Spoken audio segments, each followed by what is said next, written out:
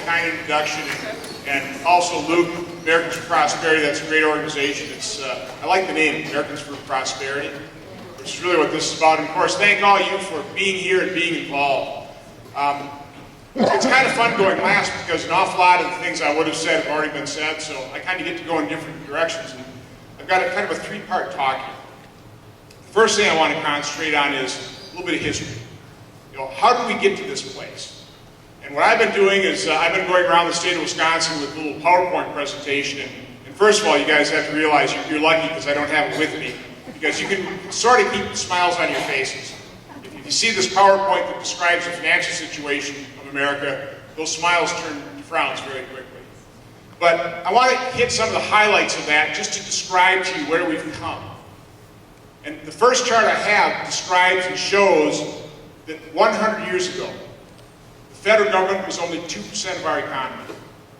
I mean, think of that, only 2%. 2 cents of every dollar flowed through our federal government. Today that is 24 cents. And we are on a trajectory to hit 35 cents. When you tack on state and local governments, at that point in time, total government will consume more than 50 cents of every dollar that the productive sector of our economy produces. That is a dangerous metric. Those are economic models that we know do not work. Why would anybody want to put us on that same path? I have no idea. An awful lot of my charts and graphs are designed to dispel myths. And one of the ones I hear all the time is, you rascal Republicans.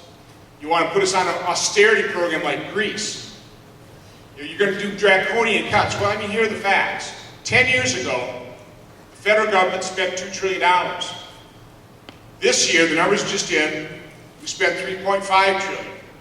By the way, the estimate was $3.8 trillion. The fact that we had November 2010 has put some restraint on growing the federal government. But the argument moving forward then goes from $2 trillion to $3.5, and the House budget would propose spending $4.9 trillion in 10 years. But that's not good enough for President Obama. He wants to spend $6 trillion. Now, you don't have to be a math major to realize that 2 to 3.5 to either 4.9 or 6 is not draconian cuts. All we are trying to do is limit the rate of growth in spending. A lot of times I show a debt chart.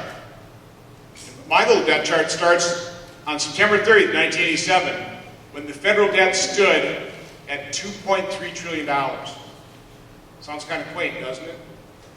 I'd like to point out the fact that it took us 200 years as a nation to incur $2.3 trillion worth of debt. Well, now, today, our debt stands at $16 trillion.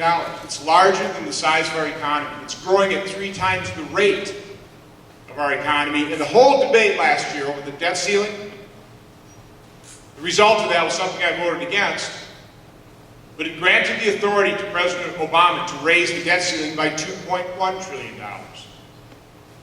Realize we're going to blow through that debt limit by about Christmas?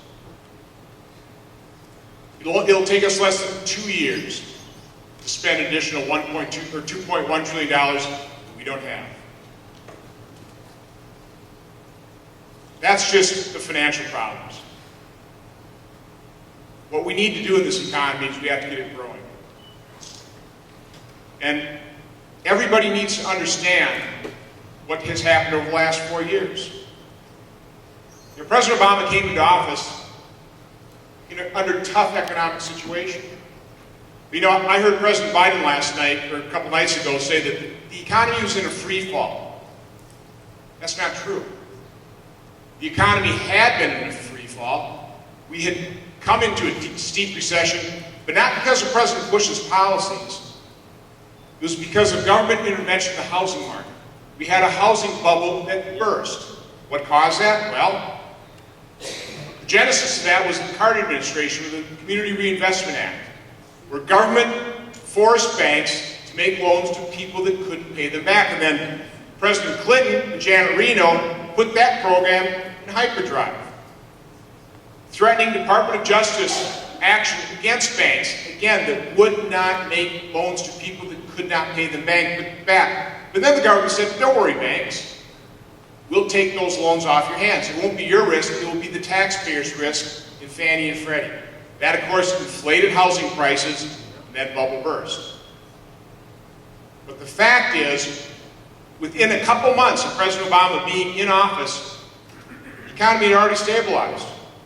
The second quarter, which starts in April of 2009, he's only been in office 2 months. The second quarter lost 0.7% of GDP. That's pretty flat. By the third quarter, starting in July of 2009, the economy was growing. The American economy is a marvelous thing. It's amazing that it's growing at all, that we've created any jobs under the assault that it's been under in this administration. You also hear that these recessions, these ones caused by financial collapse, financial crisis, it's just harder to dig out of. That's bum. Or malarkey, as Vice President Biden calls it. The fact is, the steeper the recession, the more robust the recovery. That's been our history. Do you realize that in post-World War recoveries, the average amount that the GDP has grown in the first 12 quarters is 15.2%? Under Ronald Reagan, and of course President Reagan pursued the exact opposite policies of President Obama. He reduced the government's role in our lives. He reduced taxes. He tried to reduce regulations. Under Ronald Reagan, the first 12 quarters, our economy grew by 18.5%. What's been President Obama's record? A miserable 6.7%. During his recovery, median household income has declined by $4,500. Now, we've had declines half of that during my lifetime, but those were during recessions, not during recoveries. We've gone from 17 million people on food stamps in the year 2000 to 47 million people. President Obama passed that stimulus, and he guaranteed that unemployment would never breach 8%. According to his figures, it'd be 5.3% today. We've experienced unemployment above 8% now for 43 months.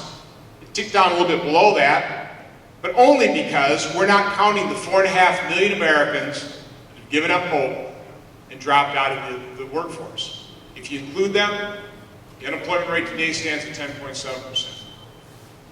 Those are metrics of failure, not of success.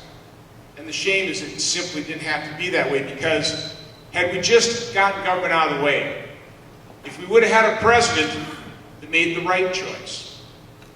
If President Obama had a choice to make, right? He came in, tough economic situation. He could have chosen to put every ounce of his energy into growing the private sector, where long-term self-sustaining jobs are created. Unfortunately, he didn't do that. He took his supermajority, his veto-proof Senate. He told Republican leaders, sorry, we won. We're going to do things our way. Well, he did things their way. The failed stimulus. Spent the entire first year passing that highly partisan, highly unpopular, highly destructive healthcare law. That's not only going to harm our healthcare system, lead to rationing, limit innovation. It will be the final nail in the coffin in terms of bankrupting this nation. It must be repealed. Which brings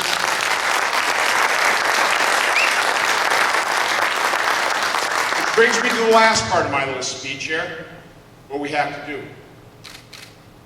As Republicans, as fiscal conservatives, we have to run the table. We have to retain the House. We need to elect Tommy Thompson as our next senator here from the state of Wisconsin.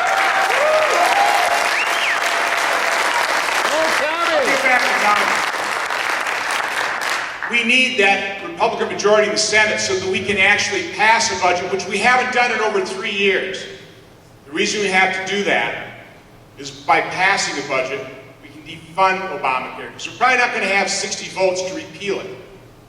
We only need 51 to pass the budget. We do that, we can start defending it, or defunding Obamacare, stop its implementation before it harms this economy. And then, of course, it is essential that we elect a real leader. Real leaders, Mitt Romney and Paul Ryan.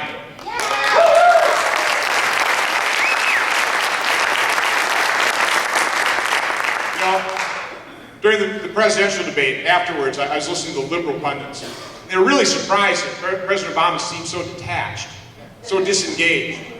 Didn't surprise me in the slightest. I've been there 21 months when he was in divided government. Remember, the first 2 years, as I mentioned, he had total control of government. He just jammed this stuff through. Didn't write anything.